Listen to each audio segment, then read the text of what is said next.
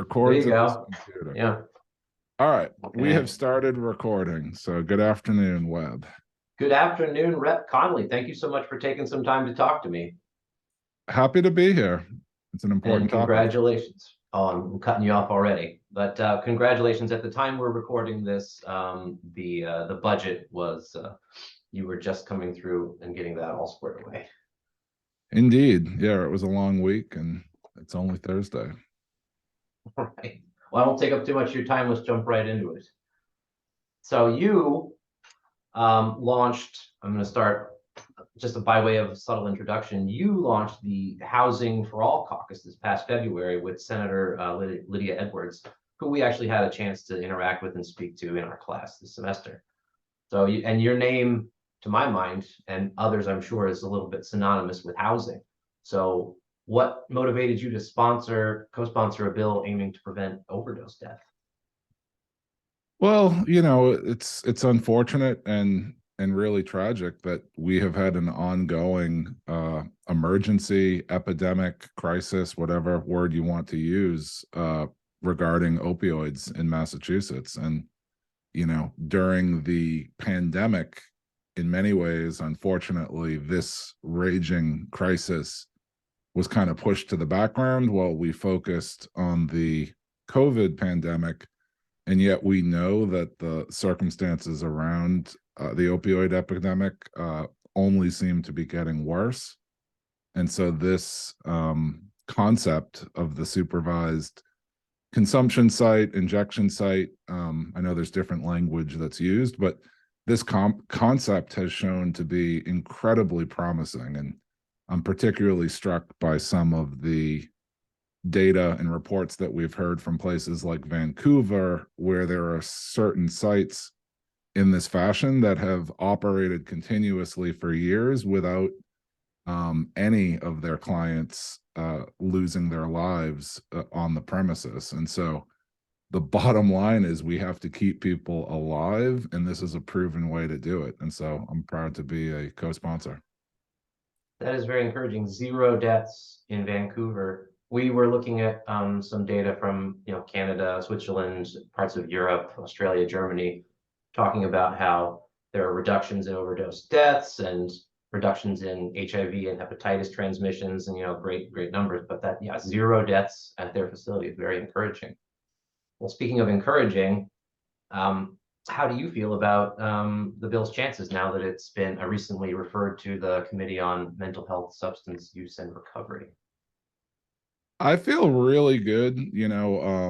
Certainly, I think, this is a topic that we've pushed on Beacon Hill for several years. I remember my first session on Beacon Hill was the year 2017.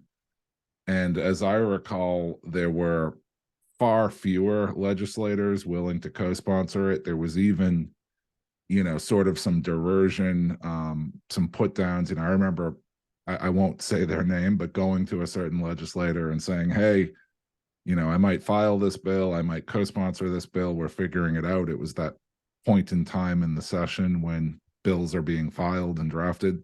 And I remember going to, an ostensibly very progressive legislator and having them sort of dismiss it as, oh, that's shooting galleries, right? And so certainly, my guess would be, I'll take a quick look at the list here, but that legislator is actually on the bill now as a co-sponsor, whereas 6 years ago, when I first got to Beacon Hill, many of legislators were not willing to go too close to this issue.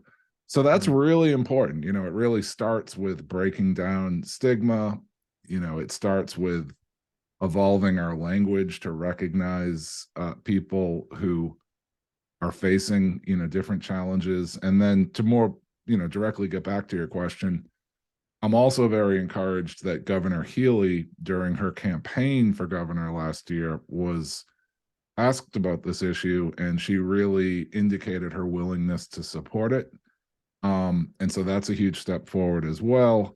The legislation is being sponsored not only by Representative Fernandez, but also Representative Decker.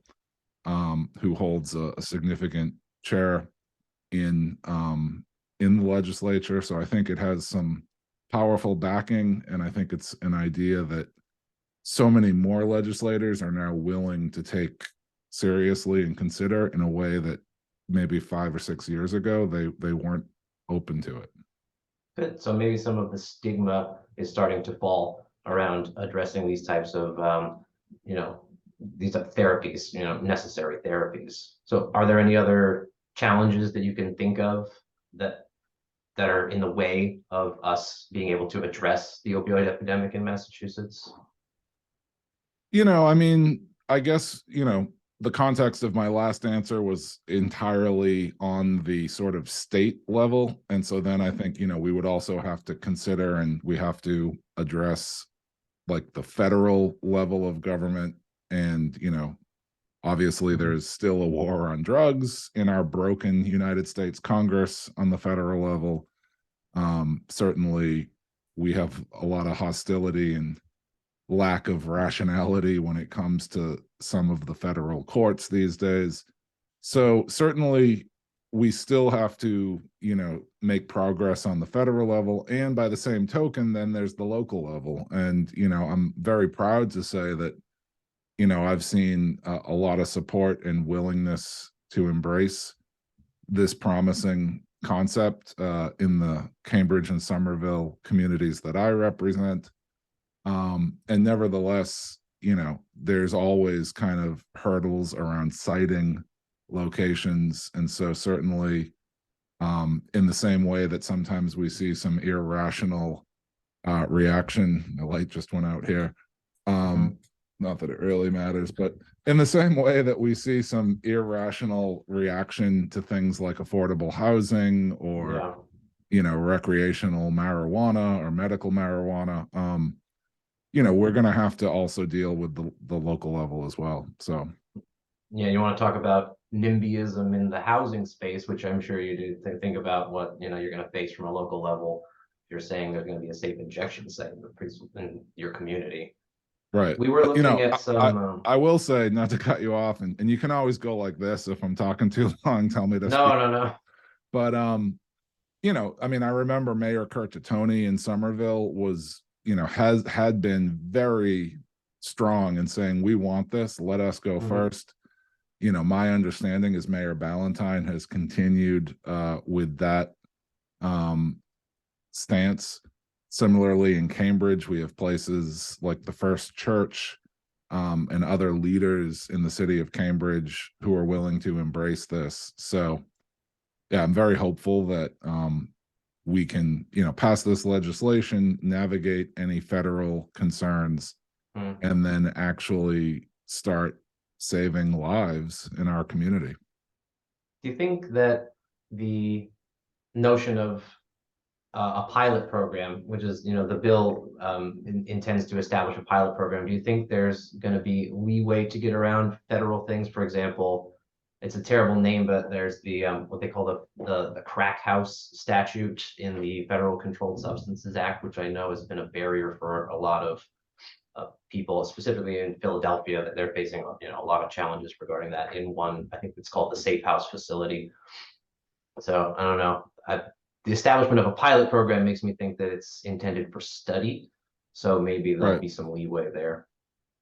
I would hope so. I mean, I think it's a 10-year pilot, right? So that seems like it's, 10 years is a long time. So, I think that's a, useful way to frame it. I'd also add, in terms of federal prosecution, Rachel Rollins is the United States District Attorney for our jurisdiction.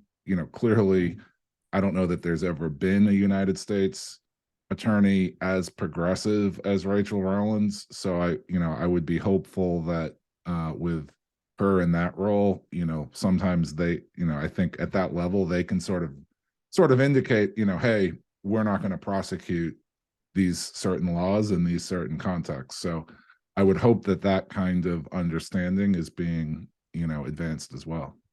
Right. That's nice. That's nice to hear that you're you believe that there will be that level of protection among some of the other protections that the bill establishes that, the Department of Public Health really needs to write in protections for these people that are setting up these sites during the pilot program so that they don't face this type of, action, criminal action.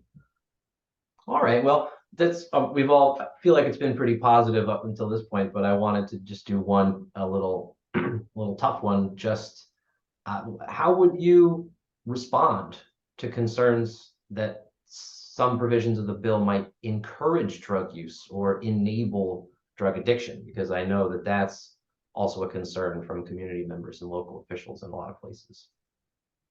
Sure, I mean, I think it's certainly a valid concern, but I think we just have to look at all of the sort of evidence and history of this issue. And, there's been a prohibition, there's been a war on drugs. It's hard to really convey how spectacularly that has failed and continues to fail. And so, I think we have to realize there are a lot of people hurting out there. There are a lot of people facing a myriad of issues, whether that's economic crisis, health crisis, mental health issues, or other circumstances in their lives. And, and as I understand it, I think people have always used substances. I don't know that a notion or a goal that you're going to prevent humans from seeking any kind of substance or drug is a rational or effective policy. And so, yeah, to answer your question, I certainly recognize that drug use can be incredibly detrimental and can cost people their lives. At the same time, there's so much potential with this concept. And I think really, if there, those who are worried about drug abuse, those who worry about drug use, those who are worried about what message we're sending with this, I think really ought to focus on the potential of this site, because, so many drug users or people who are struggling with substance use end up sort of in the shadows, in their own bedroom or in a bathroom at a gas station somewhere. And so essentially prohibition is driving people away from society, which then is breaking down and preventing them from establishing more stronger human connection. And from my point of view, that just sort of contributes to more problems and ultimately a lot worse outcomes. And so I think one of the great benefits of this concept is that it creates an opportunity for people who may be using certain drugs to foster more sort of consistent connections with people in their community. And I think in a lot of ways that can then open up new potential and new pathways, whether that means seeking treatment, whether that means, heading in a different direction with their lives. That's one of the mandatory minimum entry level requirements in the bill for a person who's seeking to be licensed to establish one of these safe injection sites, is that they have to provide a certain amount of educational programs. And as you put in, pathways. So their referrals to prevention, screening, and treatment services, and then again access to referrals or for addiction treatment. So that's another thing that I'm absolutely happy to see that's included in the language. So I know we were talking earlier about how there was the very hopeful numbers coming out of the Vancouver facility where they had 0 deaths, but a big part of what the Department of Public Health's responsibility in establishing the pilot is to make a report to the legislature. So I just guess what other things would you like to see the pilot study to determine feasibility of supervised sites beyond death rates? I'm sure death rates is probably the most important one to think about. Like, right, are we reducing death? But I don't know, what factors do you think are important to consider when they're reporting to you on the feasibility of this? I certainly think it would be, helpful and useful to know how people are doing. You know, certainly death is one metric, and that's certainly the most morbid of metrics. It would be good, I think, to understand along other dimensions, you know, whether that is um, seeking treatment, whether that is potentially getting sober, whether that's less life disruptions, would be important to understand, you know, and maybe there's opportunity for other sorts of analysis or study. I mean, as you mentioned earlier, you know, housing is a big focus of mine. You know, it could be interesting if you are collecting data on the clients of these future sites, you know, the potential to potentially extrapolate and track how other factors could be either contributing to someone having a worse outcome or a better outcome, you know? And so I would be interested to understand, you know, what are the economic factors, what are the housing factors, and other relevant life factors that are in play for folks who may be, you know, taking advantage of this concept. Very well stated. I won't take up too much more of your time. Is there anything else you want to convey to the public or to the UMass Boston MPA program class about the importance of a bill like this and the need for continued action addressing the opioid epidemic? Well, first of all, let me just say I love UMass Boston. Big fan. I've been over there to tour the infamous substructure. They made me sign, you know, many waivers that, like, if the buildings all just collapse, you won't sue us because that's just how it is. But so yeah, no, I mean, thank you for you. You know, a big fan of the instructor of your class, and was, you know, have always been grateful for her a lifetime of public service, and her You're a knowledge. co-sponsor for Roadrunner bill, if I'm not Yeah, mistaken, or yeah, right? and her knowledge of Massachusetts rock and roll. So definitely wanted to say hello to everyone at your class, and just thank you for highlighting this. You know, I think this is how we do the work. I mean, it's really about advocating, sharing knowledge, building awareness, and it sounds like in your class, really developing capacity to advocate. And so I salute you and reach out anytime. Thank you very much, Rep Connolly. Thank you, Webb. Take care. We'll see you.